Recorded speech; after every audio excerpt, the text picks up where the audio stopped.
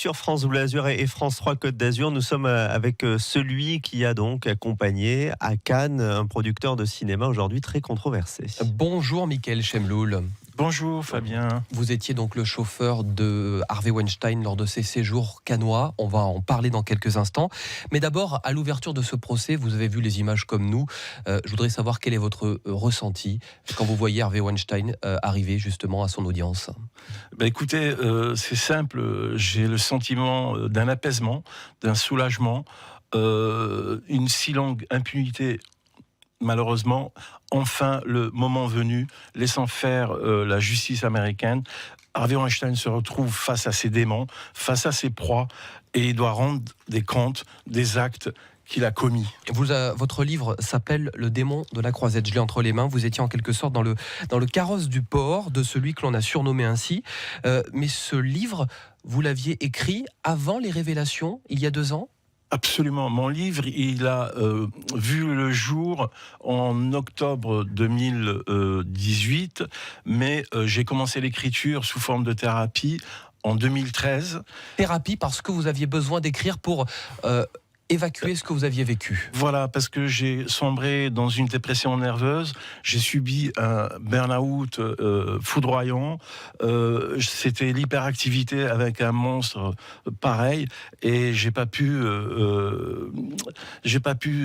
franchement, j'ai un peu le trac par rapport à ça, parce que ça m'a bousillé ma vie, et franchement, aujourd'hui, je demande justice, et c'est vrai que ce livre, il doit être lu, parce qu'il y a plein de choses dedans. Oui, alors justement, on va y revenir. Vous racontez tout, 3 scènes en particulier. Ça se passe dans votre voiture à Cannes. Harvey Weinstein ramène jusqu'à 7 filles, vous le dites. Il a des relations sexuelles avec elles. Vous êtes là, vous les décrivez comme des filles en pleurs, la mine déconfite. Oui, certainement, parce que au début, je m'étais sur le dos du rôle professionnel, donc je pouvais pas deviner ce qui se tramait, ce qui se passait dans les suites royales.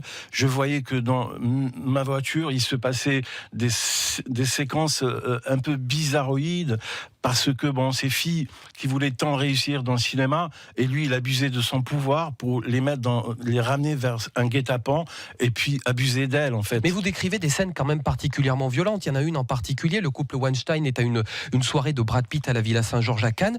Vous racontez qu'il monte dans la voiture avec un mannequin, il vous demande d'attendre dehors. Vous décrivez que la jeune femme crie, elle se débat, ses mains agrippent la vitre, dégoulinante d'humidité. Il lui mord les fesses, déchire sa culotte, se déchaîne sur elle comme un étalon sur une jument. Il est sans doute en train de la violer, c'est vous qui le dites. Oui, je soupçonnais, parce que quand on est dans des états pareils et qu'on voit Harvey Weinstein en train de faire l'amour à une actrice ou à une fille qui n'était pas très très connue à cette époque-là, on se pose des questions, parce que on se dit, tiens, il y a un consentement, il n'y a pas un consentement, elle est d'accord, elle n'est pas d'accord, est-ce qu'il exigeait d'elle des façons plus sadiques, je ne sais pas. Mais vous entendiez des cris, vous n'avez rien fait? C'est-à-dire les cris, vous savez, quand l'amour a ses bizarreries, quand il y a des cris, peut-être qu'elle agonisait, peut-être pas. On peut pas. Je soupçonnais des choses, mais je pouvais rien faire. J'étais comme hypnotisé. Et puis il avait cette omerta qui le couvrait. Et puis j'étais menacé. Et puis j'ai fini par prendre des coups. Quelle sorte de menace? Il me menaçait. Il me disait, t'as vu ce que keep driving, reste au volant, et ça ne te regarde pas. C'est ma vie privée. En fin de compte, vous savez, quand on est chauffeur, on ne peut pas non plus refaire l'éducation des clients, et puis aller déposer plainte à cette époque-là contre lui ou le dénoncer. J'aurais pu. C'est surtout ça qui vous faisait peur, plus que finalement. Mais bien sûr, il m'aurait attaqué pour diffamation. Vous n'aviez pas de preuves. J'avais aucune preuve. Il n'y avait aucune fille qui venait vers moi pour me dire il m'a violé, ou vous avez vu ce qui s'est passé. Donc. Alors j'étais un témoin muet, je regardais les choses se passer, se dérouler devant moi, et je me disais, est-ce que c'est réel, ou franchement, j'étais franchement inquiet de ce qu'il allait se passer. Et aujourd'hui, enfin, on découvre le monstre face à ses proies, et aujourd'hui, il a des comptes à rendre à la justice américaine, la suite, qui est immanente par rapport à la justice occidentale, qui est, elle, c'est une justice transcendante. Quand elle donne une décision, elle ne revient pas dessus. Et malheureusement, aujourd'hui, je suis en train d'instaurer une assignation civile à New York et je suis prêt à aller à la barre si le juge m'appelle pour témoigner de ce que j'ai vécu, de ce qui a failli me tuer et de ce que...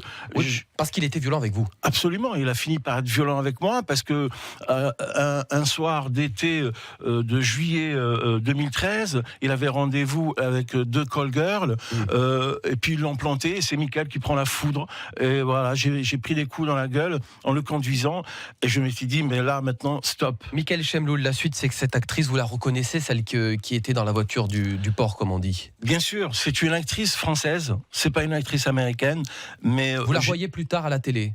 Je l'ai vue à la télé, elle brandissait son Oscar, mais j'ai pas le droit de dire son nom. De toutes les manières, j'ai pas envie de fracasser des familles. Moi, mon but, c'est d'essayer de comprendre si cette femme ne dépose pas plainte et ne se plaint pas, c'est pas à moi de se plaindre à sa place. Des Françaises n'ont pas parlé encore? Mais il y a beaucoup de Françaises qui, dans leur langue, n'est pas encore déliée. Pourquoi? On ne sait pas pourquoi. En France, on vit dans un pays de taiseux. Le commissariat de Cannes est rempli de comment dirais-je, de plaintes, de main courantes. Et puis ce registre, on ne peut pas l'ouvrir, il est fermé.